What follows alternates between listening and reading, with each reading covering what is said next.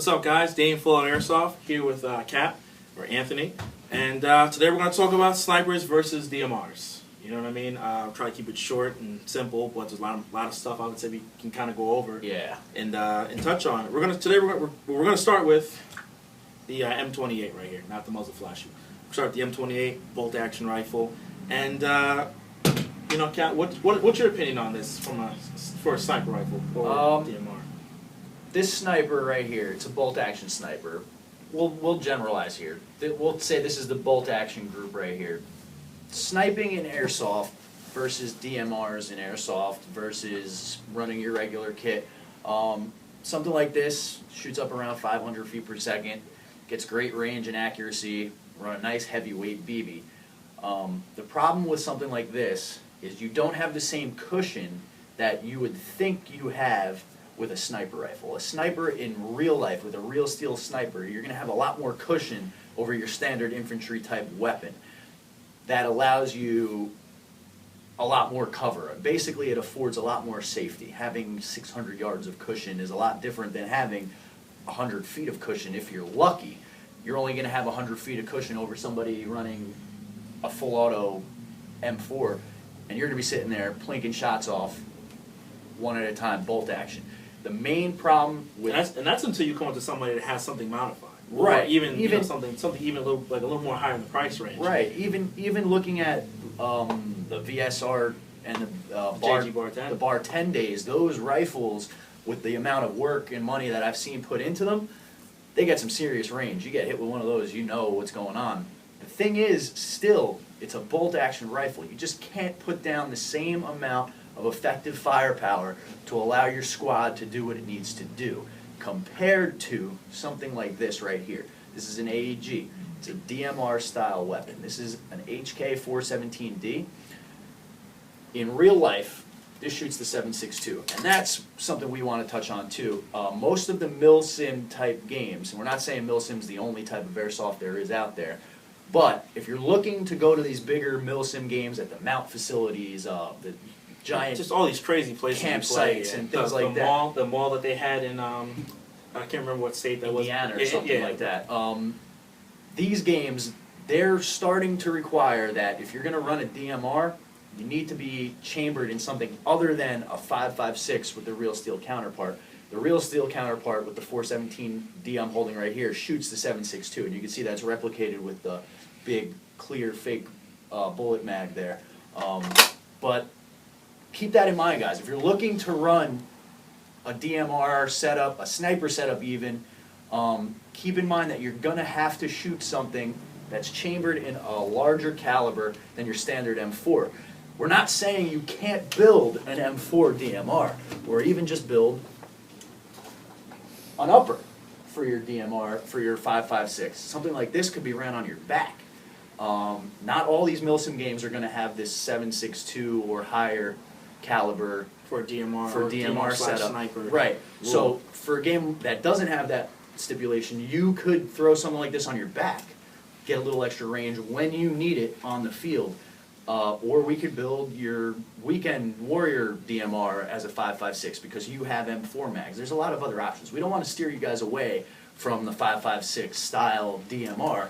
We just want to show you that most of the milsim games are going to require you to shoot a higher caliber. A higher caliber. Yeah. And the reason we're showing you guys that we like the DMRs over the snipers is that we've got some experience at milsim games where you need the extra firepower that these types of rifles can afford over the bolt action. You can simply just lay down more effective fire. Now, you're going to be limited to semi-auto at most of these games. They're not going to allow you to shoot full auto. You know, for these two guns, I mean, obviously they both are able to do the fully automatic feature, so you have to look into some type of MOSFET, and that's just, you know, to please the game producers, you know what I mean, or the refs there. So you have, you know, you might want to look into that so you can show that, hey, you know, this gun only shoots semi-automatic, doesn't shoot full auto. I mean, even down to the gas, some of the gas variants, you know what I mean. Right. You can get different trigger steers. Absolutely. You can make them just shoot semi-automatic only. A lot of different things. Now, looking at more of the airsoft side of these, why are they good DMR platforms to start with? Obviously, looking at this is an M14 EBR. It's got a huge barrel. You can throw the biggest bore up the cylinder if you wanted, no port in it, throw a lot of air behind the BB, guide it for a long time, get good, effective range. Not just range, guys. That's not the key. You have to be able to hit what you're shooting at. Range is nothing without accuracy. Remember that.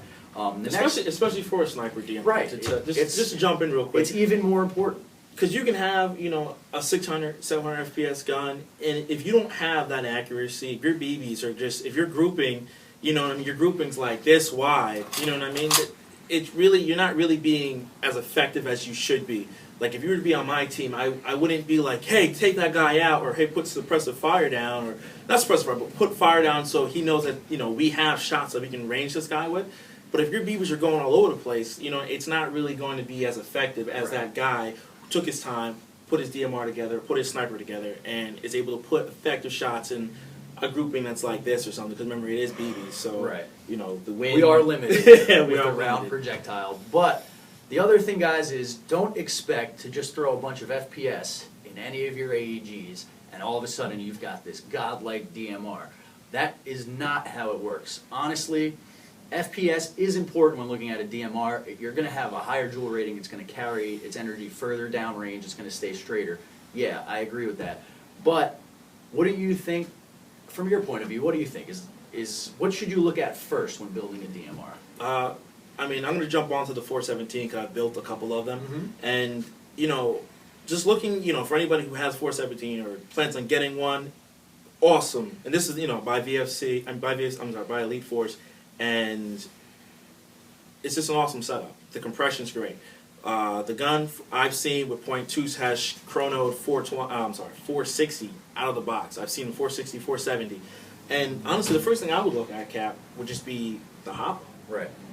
How am I going to make that BB more stable? How am I going to make everything shoot better? I mean, that's because the gun already is awesome out of the box. It's just really making sure that you have that perfect hop-up setting. What bucking? Should it be a flat hop nub in there? What are the key features that I can do, right there without having to really dive into too much other stuff? And the other thing you guys want to consider when looking at a hop-up, have a weight BB in mind before you start going out and trying to tune your hop-up. The weight of the BB you run, the kind of BB you run, is going to affect what type of hop-up system you're going to run. You need a hop-up that's going to be able to spin these heavy BBs. I truly believe if you're running a DMR setup, sniper setup, you shouldn't be shooting anything less than a .30 gram BB.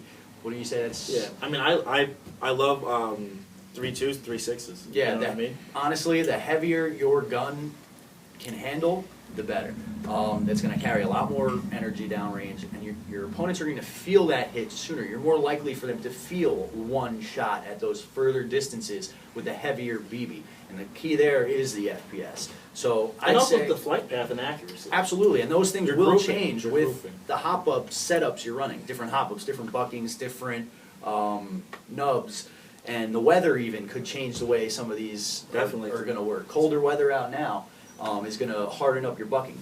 Would you think it might be a good idea to switch out to something softer? Yeah, I mean, it's just nailing down what you see, what you feel. I mean, like, you can't be that once every 2 weeks or once every month airsoft or DMR. You have to be out there, trying this gun out. What works, what doesn't work. You know what I mean? And that's all going to help you be more proficient and really dialing in, tuning in, any of these guns right here. You know what I mean? That's just a general. That's just general for any AEG, airsoft, whether it be gas, electric, HPA even. Right. You have to really get out there, dial the guns in. Right. And guys, we don't want to steer you guys away. If you want to be a sniper and you like an M28, go for it. It's going to be a challenge, and I think that's a great thing in airsoft.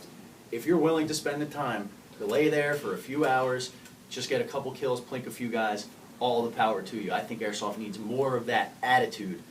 But at the same time, you better custom make a ghillie suit. You better you better expect not to move very much. Some tactics, good sidearm. Yeah, you're really gonna want to do a lot of training and put a lot of time and effort in if you expect to be good at sniping and true sniping in airsoft, relaying reconnaissance information more than shooting and things like that. Good comms. It's a lot more difficult than people realize when they come in and they say, I want to be a sniper. It's more difficult than that. But there are options, as we've shown you. The DMR is definitely a good way to implement yourself into a squad, have that punch out, that precise ability, but still be effective in other situations that a bolt action or a full ghillie suit sniper doing mostly recon wouldn't have a chance in. I mean, because you even got to think about this. You know, both of these two guns here are able to go fully automatic, right? Absolutely. So you know, you're not at a Milsim event. So now you're at a regular event. So there's a guy. He's out there far. You're trying to keep his head down. You can, for the most part, flick it to fully auto. You know, and you can put a nice little 3-round burst, or put 4 or 5 rounds faster down range and having to pull the trigger once. You know what I mean? These are all things to look at when buying, a DMR/sniper. You know, what is going to make you more lethal? What's the better tool? You know what I mean? What tool is going to work for you? Absolutely. And guys, hopefully we'll be able to make a response video to some of your comments here. So if you have any comments, anything you want to add, anything you think we missed, any ideas you guys have, go ahead, comment on the video. Hopefully we'll be able to discuss them. We want to make this an open-ended discussion. And definitely, just remember, this is airsoft. Yeah. This is airsoft. This, you know what I mean? Like, real life, you know what I mean? Like, all 3 of these guns are deadly effective. Absolutely. It does not matter, you know what I mean? Like, it does, for the most part, you're deadly effective. Maybe the weight comes into it, but, just remember that this is airsoft, you know what I mean? So, even in a Milsim type situation. Even a Milsim type, all right? Hopefully we touched on everything you guys are looking for. Any other questions, don't hesitate. If you're in the area, come on down, 203 Kinderkamak Road. If you want to talk about DMRs, snipers, LMGs, assault rifles, pistols, grenades, we don't care. Come down. We'll talk airsoft all day with you guys, all right? Don't forget, again, I still don't know where that like button is, the subscribe button. I don't know. He doesn't know. I don't know. We're going to put it in one day. Someday it'll be there, but I'm pretty sure you guys can find it, so do me a favor. Find it, click on it. Make sure you guys come on back, check out what we have to offer, all right? Have a good one. Definitely.